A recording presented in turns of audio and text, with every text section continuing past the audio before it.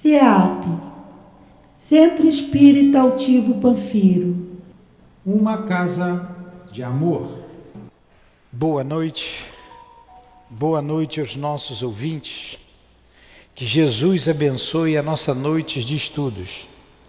Leremos o nosso Evangelho, faremos a nossa prece e em seguida daremos continuidade ao estudo do livro Obras Póstumas, do Senhor Allan Kardec.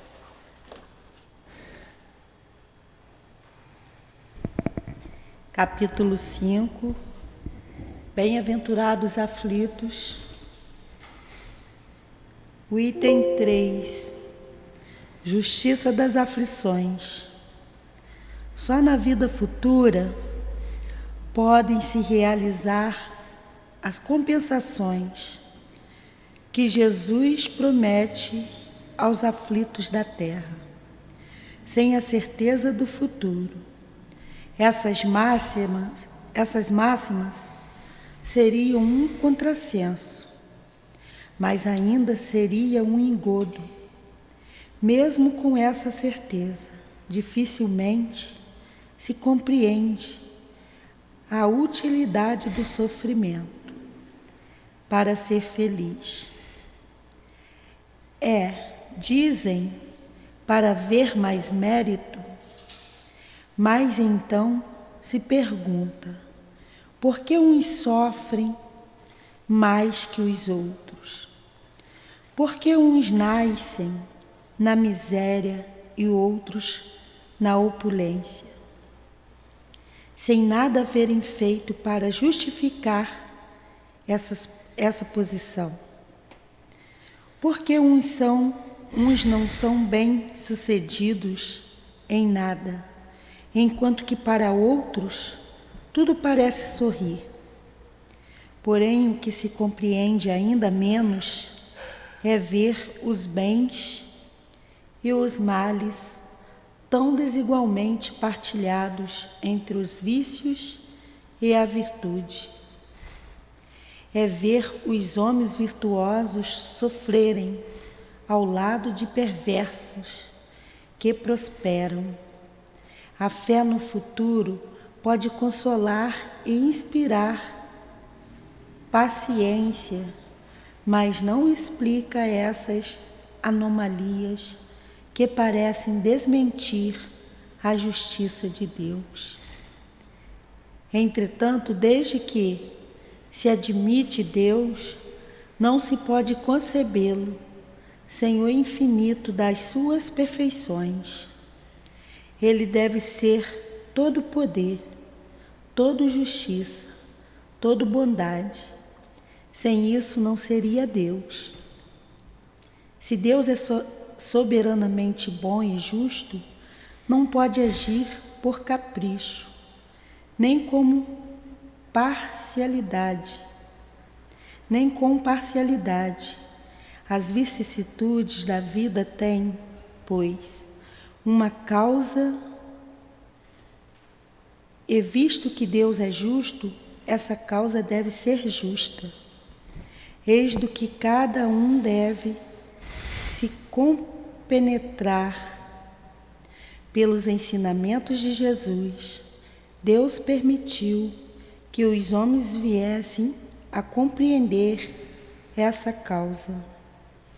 E hoje, considerando-os bastante amadurecidos para compreendê-la, Ele a revela inteiramente pelo Espiritismo, isto é, pela voz dos Espíritos. Querido Jesus, nos reunimos em Teu nome e em nome de Deus, como todos os dias, em nossa casa de amor, para estudarmos a doutrina espírita. Permita que evoquemos o nosso mestre Kardec, para que nos inspire, ajudando-nos a entender os seus escritos,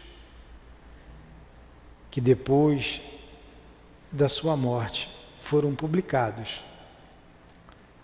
Permita ainda que os benfeitores da nossa casa nos ajudem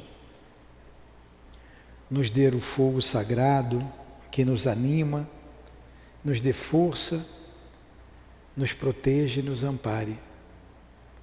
Que seja então em nome do altivo, da direção espiritual que dirige o SEAP, em nome das nossas irmãs queridas, em nome do amor, do nosso amor, do teu amor, Jesus, mas acima de tudo, em nome do amor de Deus, nosso Pai, do amor de Kardec, sempre de Leon Denis, que iniciamos os estudos da tarde e noite de hoje. Que assim seja. Graças a Deus.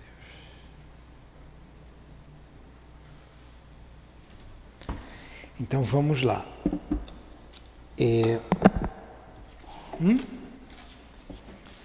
Tá sem livro, né, Sandra? Pega um livro para você ali. Pode pegar. Depois eu pego um livro para Sandra. Dá para Sandra. Obras póstumas. Depois eu ajeito lá com o Omar. Aquela barrigudinha. Cadê? Cadê aqui? Item 24. Emancipação da alma. O que é uma emancipação? Pega o telefone, o microfone para você participar, Sandra. Senta mais perto aqui. Está aqui com o Tiago. Emancipação da alma. Vai, Adilane. Emancipação da alma, qual página? Item 24, página 58, no nosso livro, na edição CELD. Página 58. Vi. Porque nós estamos estudando sobre... Já vi. Sobre as manifestações dos espíritos, as considerações religiosas, já estudamos o perispírito, já estudamos a alma, já estudamos as manifestações visuais, a transfiguração e agora a emancipação da alma. Durante o sono, página 58. Durante o sono, apenas o corpo repousa. O espírito, porém, não dorme. Aproveita o repouso do corpo e os momentos em que sua presença não é necessária para agir separadamente e ir aonde quer. Desfruta de sua liberdade e da plenitude de suas faculdades. Durante a vida, o espírito nunca está completamente separado do corpo. A qualquer distância que se transporte, mantém-se sempre desligado por um laço fluídico que serve para chamá-lo. Não, mantém sempre ligado. Desde que sua presença seja necessária, este laço só é rompido com a morte. Ponto. Quer dizer, para a gente isso está fácil, está claro, porque nós estamos estudando sempre a doutrina espírita. Mas muitas pessoas não sabem disso. Muitas pessoas não sabem o que acontece quando nós dormimos. O que para você, Sandra, é óbvio por causa dos seus estudos, para muita gente é uma novidade. Para a maioria das pessoas é uma novidade. O que acontece durante o sono? Hoje eu vi uma reportagem, eu não li, não tive tempo de ler, só vi a chamada. O que acontece após a morte? Então as pessoas estão perguntando coisas que a doutrina espírita explica racionalmente. As pessoas estão se perguntando.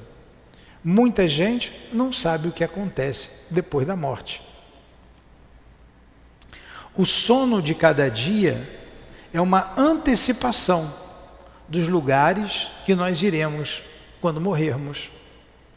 Por quê? Morrer, a alma abandona o corpo definitivamente. Dormir, a alma abandona o corpo temporariamente. E quando dormimos, a alma permanece ligada ao corpo físico por um laço, como disse aqui. Esse laço se chama perispírito, ou corpo espiritual. Seja lá para onde a alma for, ela estará ligada por esse laço. E a menor risco de perigo, o corpo acorda, a alma retorna rapidamente ao corpo. Então ela desperta no corpo físico. Então o que vem ser o sonho? O sonho é a lembrança que a alma tem dos momentos que ela esteve emancipada, que ela esteve fora do corpo físico. É óbvio para você está cansado de saber, mas muita gente não sabe. Por isso estamos explicando. Hoje eu até falei para a Dilane, eu não sonho difícil, mas hoje eu fiquei um pouquinho mais de tempo na cama. Eu vi a hora, estava em cima, já tinha passado. Eram já quase 7 horas da manhã. Eu levanto cedo, 5 e pouco, mas eu acordei. Aí eu falei hoje para mim, eu vou dormir um pouquinho mais. Aí nesse intervalo eu sonhei. Acho que é lembrança do que foi, confunde com o cérebro, porque o que a gente vê no mundo espiritual é uma coisa, quando você traduz para esse cérebro aqui, você tem que decifrar, né? Às vezes é uma coisa bem nítida. Para mim, que eu não sonho, que eu tenho dificuldade, o pouco que eu me lembro eu tenho que decifrar. Então tive um sonho meio confuso. Parte dele era minha mãe vindo num barco. Eu entrei na água, era uma praia, ela vinha num barco e foi até a praia. E eu fui chamar, vi meus irmãos, minha mãe está chegando, minha mãe está voltando. Minha mãe estava bem mais nova. Aí quando eu acordei, eu falei assim, acho que minha mãe vai reencarnar. Eu pensei, pode ser que sim, pode ser que não. Ela estava voltando. Mas o sonho sempre é a lembrança de algum lugar ou das pessoas que você teve durante a noite. Tem gente que tem facilidade de lembrar, tem uma lembrança nítida das coisas bem lógicas. Outras têm dificuldades, como eu, é muito difícil eu lembrar de alguma coisa e quando eu lembro é sempre confuso. Isso aí é uma predisposição orgânica, sabia? É o organismo de cada um. O meu organismo não presta para isso, para essas lembranças. Casca grossa, né? Outros, mais sensíveis, conseguem lembranças desses momentos. Mas vamos lá. O sono liberta, em parte, a alma do corpo. Quando dormimos,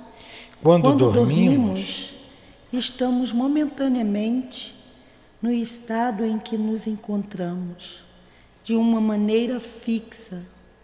Após a morte, os espíritos que estão desligados da matéria, após sua morte, tiveram sonhos inteligentes. Estes, quando dormem, juntam-se à sociedade dos outros seres superiores a eles. Eles viajam, conversam e com eles se instruem. Trabalham mesmo em obras que encontram ao morrer, inteiramente prontas. Isto deve ensinar-vos, uma vez mais, a não temer a morte, já que morreis todos os dias, segundo a palavra de unção. Olha só, todo dia a gente treina para morrer. Todo dia a gente vai para os lugares que a gente vai quando morrer. Depende de nós.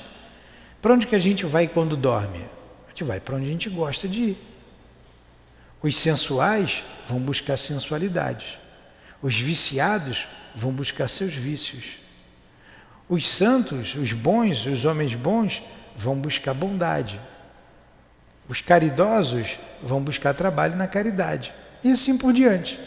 E quando romper definitivamente o laço, ele vai para o lugar que ele sempre foi quando dormiu.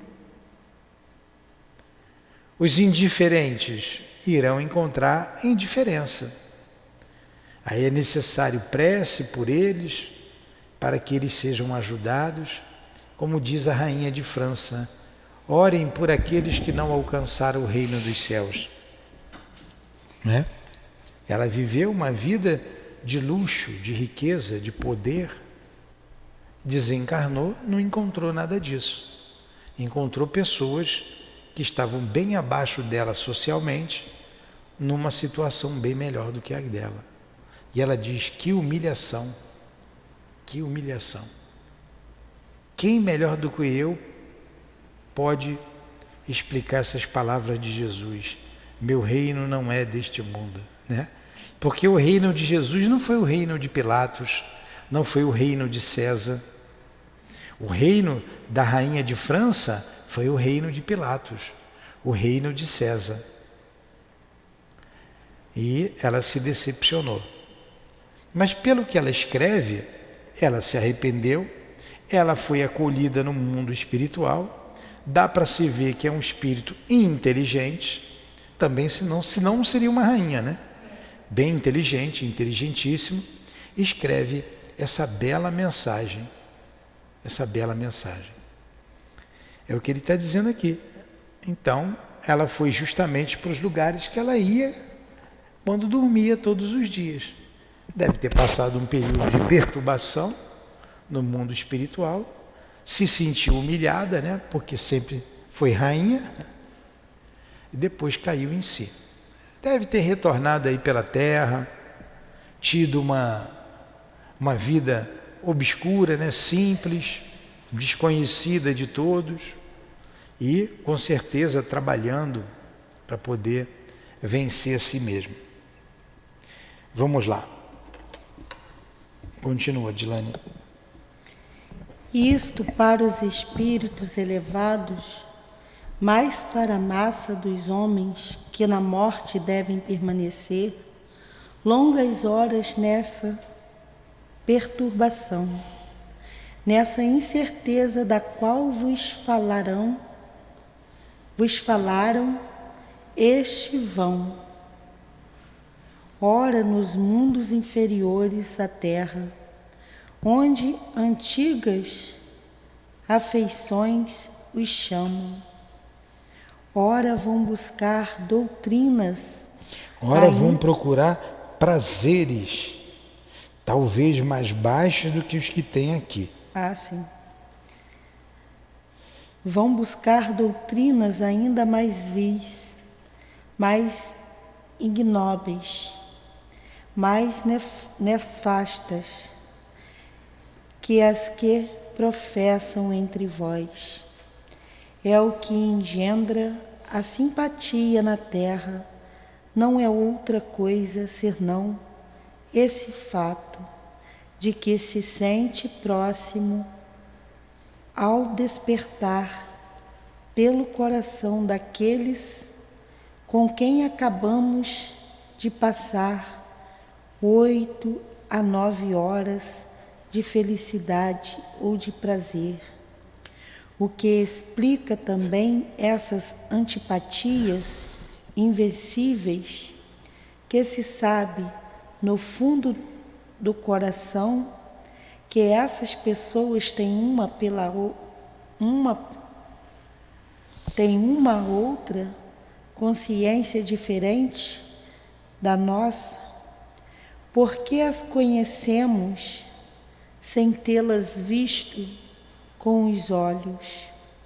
E ainda o que explica indiferença, porque não se interessa em fazer novos amigos, quando se sabe que se tem outros que nos amam e nos tem afeição.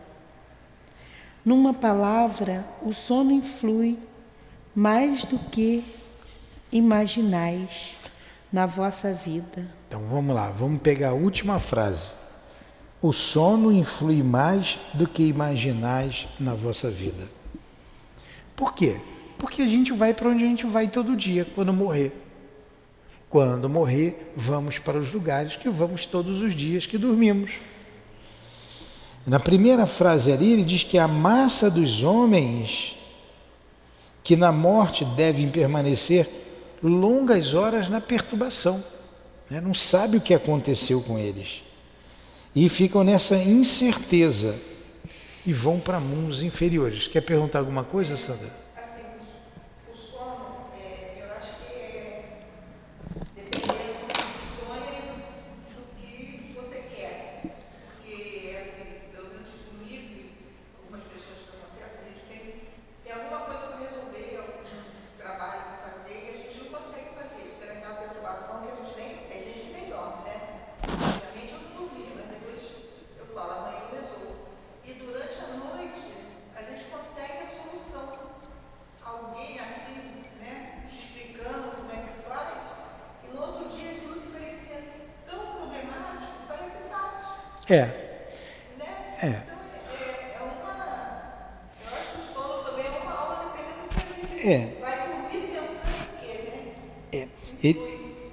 Ele falou aqui que influi muito na nossa vida.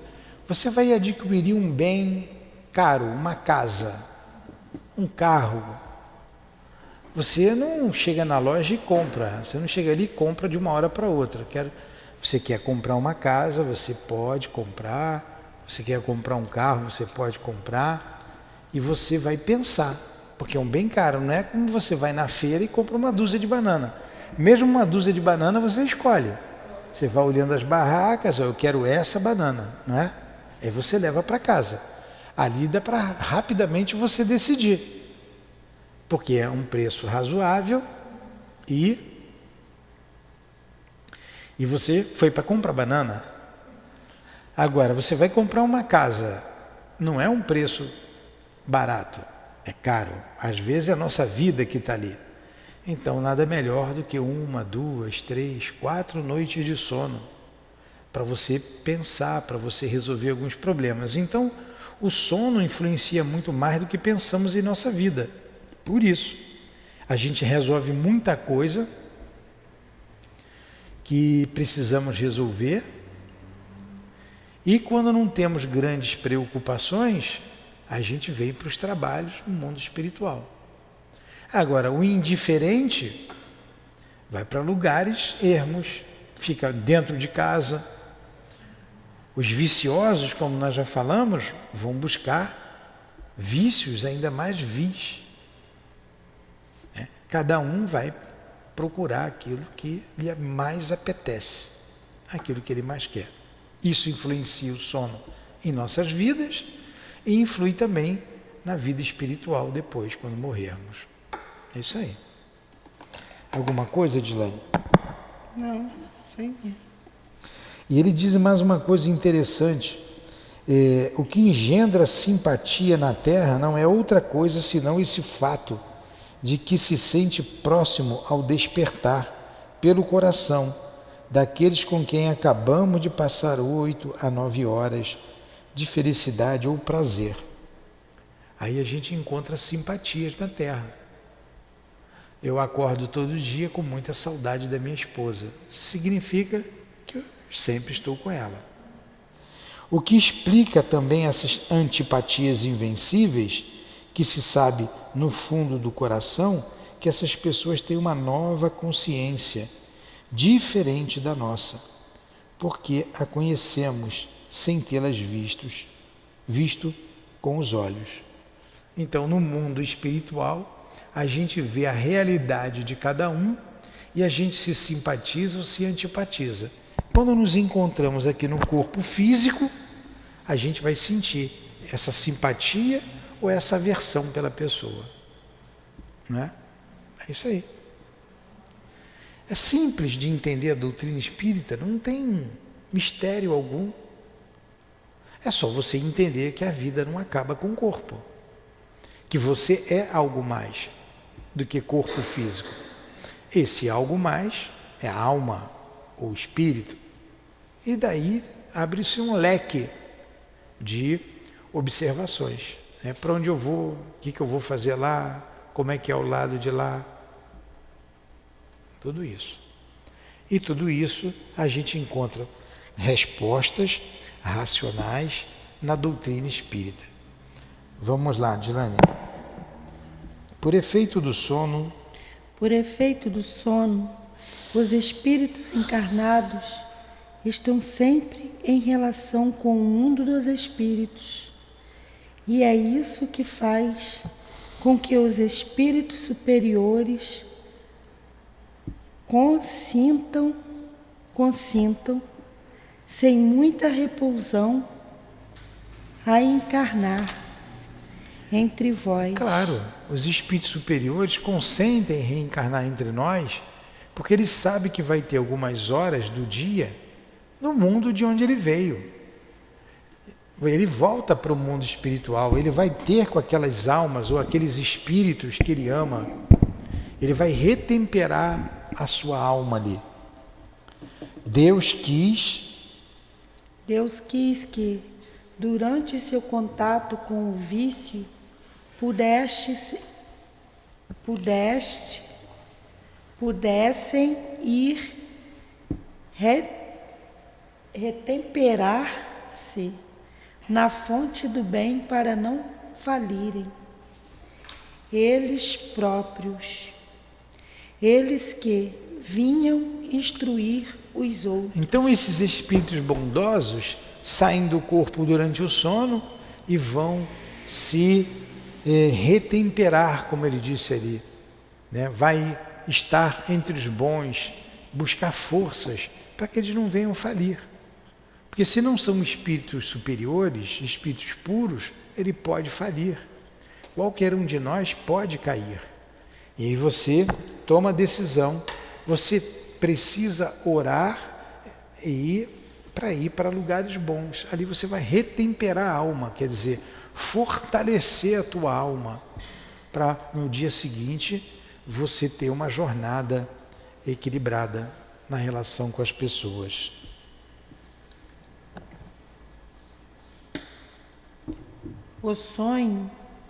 O sono é a porta que Deus lhe abriu em direção aos amigos celestiais. É a recreação após o trabalho, aguardando a grande libertação, a libertação final, que deve devolvê-los a seu verdadeiro meio. Então morrer não é uma coisa ruim, principalmente para o trabalhador. Aí, porque você vai para junto daqueles que você ama. Você vai para junto daqueles que estão te aguardando num lugar bom. Você vê Jesus, para onde ele foi? Um Eurípides Barçanufo, morreu jovem, para onde ele foi? O Altivo, 60 e poucos anos, jovem, para onde ele foi? O Dr. Bezerra, 60 e poucos anos, para onde ele foi? E por aí vai, Adelaide Câmara, que é a Aura Celeste, e tantos outros. Para onde foi o Chico? O Chico morreu velhinho, um trabalhador dedicado e trabalhou muito. Para onde que ele foi? Então a morte para esses espíritos é uma libertação. Uma libertação. Porque eles vão para mundos felizes, eles vão para o seio de espíritos bondosos que os aguardam com muito amor e carinho. E há uma festa no céu quando esses espíritos lá chegam. Agora, para o espírito mau, para o espírito que viveu da matéria, da sensualidade, das paixões inferiores, esse vai para lugares onde encontrarão aquilo que eles sempre buscaram. É bem lógico. Continua aí, Edilane. O sonho é a recordação do que o espírito viu durante o sono. Mas observai que não sonhais sempre, porque não vos lembrais do que vistes, ou de tudo que vistes. Não está a vossa alma em todo o seu desenvolvimento. Não entendi. Vamos lá. O sonho é a recordação do que o espírito viu durante o sono. Nós falamos bem sobre isso. Mas observai que não sonhais sempre. Quer dizer, a gente não lembra sempre de que sonhou. Porque não vos lembrais do que vistes, ou de tudo que vistes. Não está a vossa alma em todo seu desenvolvimento. Com frequência, é apenas uma lembrança da perturbação da vossa partida ou vosso retorno, a qual se juntam aquilo que fizestes ou que vos preocupa no estado de vigília. Sem isso, como explicarias esses sonhos absurdos que têm os mais sábios como os mais simples? Os maus espíritos servem-se também dos sonhos para atormentar as almas fracas e pusilânimes. Vamos lá. Pusilânimes. Essa é uma palavra que eu tenho dúvida. Dúbias, almas dúbias. Mas como se pronuncia? Pusilânime ou pusilânime? É pusilânime. Entre duas vogais tem som de S ou som de Z. Casa.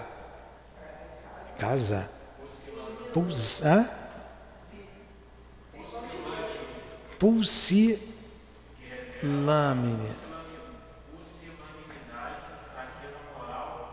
Aqui, ali não está entre duas vogais.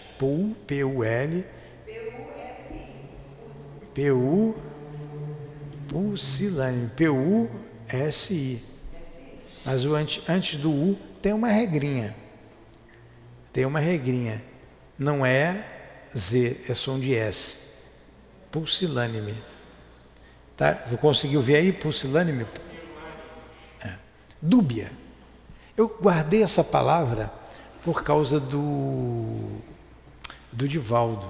Ele disse que viu essa palavra e achou ela tão bonita, tão diferente. Ele falou assim: a primeira vez que eu for fazer uma palestra, eu vou usar a palavra pusilânime.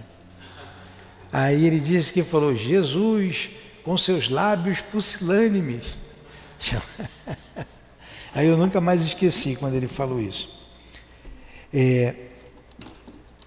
Então ele está dizendo aqui que aqueles que têm dificuldade de sonhar, como eu tenho dificuldade de sonhar, você lembra mais de quando você está saindo do corpo e quando você está chegando ao corpo. Aí é meio confuso esse momento. Foi o que aconteceu comigo ontem, que eu te falei. Eu fiquei mais um pouco deitado, então esse retorno ao corpo, eu bem perto do corpo, sai um pouquinho, se afasta um pouquinho, mas não se afasta muito, aí vem essas lembranças confusas para você. Isso significa fraco, né? Dúbio, fraco. É. Jesus com seus lábios pusilânimes. Mas Jesus não era fraco. Pois é, por isso que ele empregou a palavra errada. Poxa. Aí eu ri quando eu vi e guardei, gravei. A gente faz cada uma, né? Medroso. Medroso, é isso aí. Pusilânime. A incoerência dos sonhos explica-se ainda pelas lacunas que produz a recordação incompleta daquilo que apareceu em sonho. Tal seria uma narrativa da qual tivéssemos truncado o acaso, as frases. Os fragmentos que restariam sendo reunidos perderiam qualquer significado racional. Então, também, por exemplo, a Dilane lembra bem dos sonhos, que ela conta, vi isso. Também você, num sonho, como faz parte da emancipação da alma, Você deixou o seu cérebro aqui no corpo físico. Você vai com o cérebro perispiritual. E o espírito, muitas vezes, vê coisas no futuro e vê coisas do passado. Mas esse cérebro aqui, ele não tem registro do futuro, nem tem registro do passado, ele tem dessa vida, desde a época que você nasceu até hoje. Aí, quando retorna, ele não consegue decodificar o que ele viu. Aí você tem um sonho meio que confuso mesmo. Entendeu? Vamos lá, Dilane. Cadê? A incoerência dos sonhos explica-se ainda pelas lacunas que produz a recordação incompleta daquilo que apareceu em sonho. Tal seria uma narrativa da qual tivéssemos truncado ao acaso as frases, os fragmentos que restariam sendo reunidos perderiam qualquer significação racional. De resto, vereis dentro em pouco desenvolver uma outra espécie de sonhos. É tão antiga quanto as que conheceis, mas as ignorais. O sonho de Joana d'Arc, o sonho de Jacó, o sonho dos profetas judeus e de alguns adivinhos indianos. Estes sonhos é a lembrança da alma inteiramente desligada do corpo, a lembrança dessa segunda vida, da qual vos falava há pouco. O livro dos Espíritos. Ficou bem claro? Então essas pessoas têm facilidade de lembrar dos sonhos. Inclusive tem a mediunidade onírica, a mediunidade através dos sonhos, né? Os espíritos avisam aquilo que vai acontecer. Os espíritos mostram as coisas no mundo espiritual. Isso foi sempre usado na antiguidade. A independência e a emancipação da alma manifestam-se, sobretudo, de uma maneira evidente no fenômeno do sonambulismo natural e magnético, na catalepsia e na letargia. A lucidez sonambúlica não é senão a faculdade que possui a alma de ver e de sentir, sem o concurso dos órgãos materiais. Essa faculdade é um dos seus atributos, reside em todo o seu ser. Os órgãos do corpo são os carnais, restritos por onde chegam certas percepções. São os canais, desculpa, eu falei carnais. Reside em todo o seu ser. Os órgãos do corpo são os canais restritos por onde chegam certas percepções. Então o espírito percebe o que tem no mundo espiritual e chega através dos órgãos que a gente tem. A visão à distância que possuem certos sonâmbulos provém do deslocamento da alma, que vê o que acontece em lugares para onde se transporta. Nas suas peregrinações, está sempre revestida com seu perispírito, agente de suas sensações, mas que nunca está inteiramente separada do corpo. Assim como dissemos, o desligamento da alma produz a inércia do corpo, que parece às vezes sem vida. Ficou claro? Alguma colocação? Não? Vai, Adilane, 26. Esse desligamento pode igualmente produzir-se em diversos graus, no estado de vigília, mas então o corpo nunca goza completamente da sua atividade normal. Há sempre uma certa absorção, um desligamento mais ou menos completo das coisas terrestres. O corpo não dorme, caminha, age, mas os olhos olham sem ver. Compreende-se que a alma está longe, como no sonambulismo. Ela vê as coisas ausentes, tem percepções e sensações que nos são desconhecidas. Às vezes tem a presciência de certos acontecimentos futuros pela ligação que reconhece com as coisas presentes. Ao penetrar no mundo invisível, vê os espíritos com os quais pode entreter-se e de quem pode transmitir-nos o pensamento. O esquecimento do passado segue muito geralmente o retorno ao estado normal, mas algumas vezes conserva-se dele uma lembrança mais ou menos vaga, como se fosse um sonho. Então, esse desligamento do espírito do corpo pode acontecer até no estado de vigília. E quando você volta, você sempre, esse desligamento sempre, ele é mais profundo ou menos profundo. E você pode trazer lembrança até de vidas passadas. Algumas pessoas retêm isso, elas têm uma pequena lembrança do passado. Quando esse desligamento é mais profundo e o organismo consegue ver alguma coisa.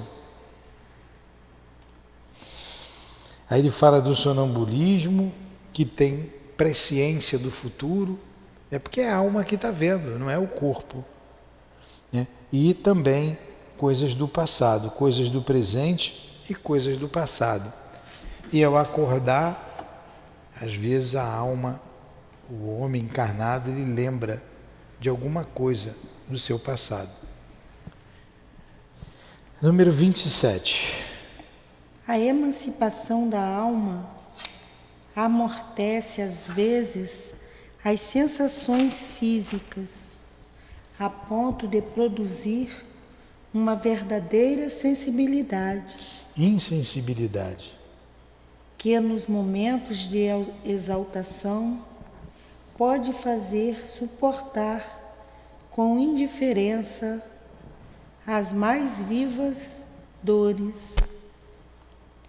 Esta insensibilidade provém da separação do perispírito, agente de transmissão das sensações corporais.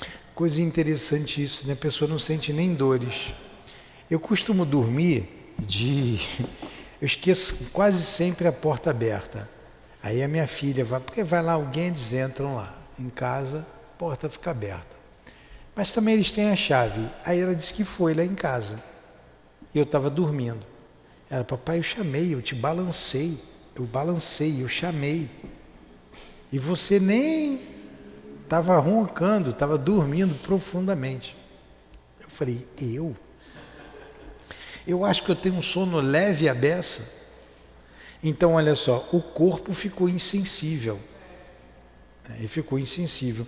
É o que ele está dizendo aqui. Vamos ler de novo. A emancipação da alma. Quer falar, Sandra? Não, só acho que é bem interessante. Eu acho que é por isso que tem pessoas que a gente chama, né? A pessoa Chama, balança, pode espetar com a agulha que não acorda. Não desperta. A emancipação da alma amortece, às vezes, as sensações físicas, a ponto de produzir uma verdadeira insensibilidade, que nos momentos de exaltação pode fazer suportar com indiferença as mais vivas dores. Esta instabilidade provém da separação do perispírito, agente de transmissão das sensações corporais. O espírito ausente não se ressente dos ferimentos do corpo. É por isso que balança, que mexe, que empurra e a pessoa não aguenta.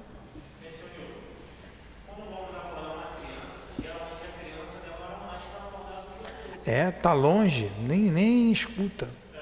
Eu acho, a criança veio para cá menos tempo do que a gente. De repente, quando ela dorme e vai para lá. A criança, ela vive muito os dois mundos. Os dois mundos. E ela sai mais facilmente do corpo. Vamos parar aqui, a gente continua no 28, semana que vem, tá? Porque está grande ali, já está na hora de acabar. Vamos fazer a prece. Próximo é dia 19, né? Dia 19. Hoje é 13. Hoje é dia 13. Mas não é sexta-feira 13, é só dia 13.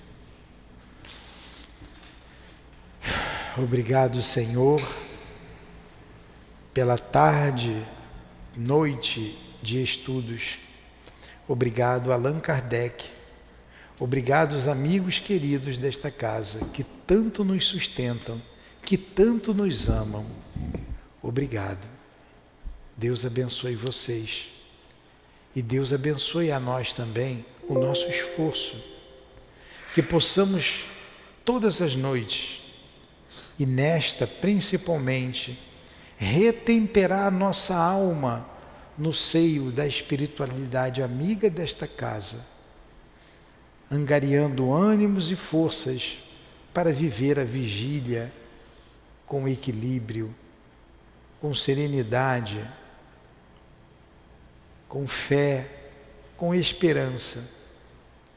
Ajuda-nos, Senhor, que nos dê uma boa e proveitosa noite de sono para sermos úteis durante o desprendimento, a emancipação de nossa alma e também no dia de vigília subsequente. Que seja em nome, então, da espiritualidade amiga que nos dirige nesta casa de amor, o nosso altivo, as nossas irmãs queridas, irmãos, em nome do nosso amor, Lourdinha, em nome do amor que vibra nesta casa, do amor de Kardec, de Leon Denis, do teu amor, Senhor, mas acima de tudo, em nome do amor de Deus, nosso Pai, que damos por encerrado os estudos da noite de hoje. Que assim seja.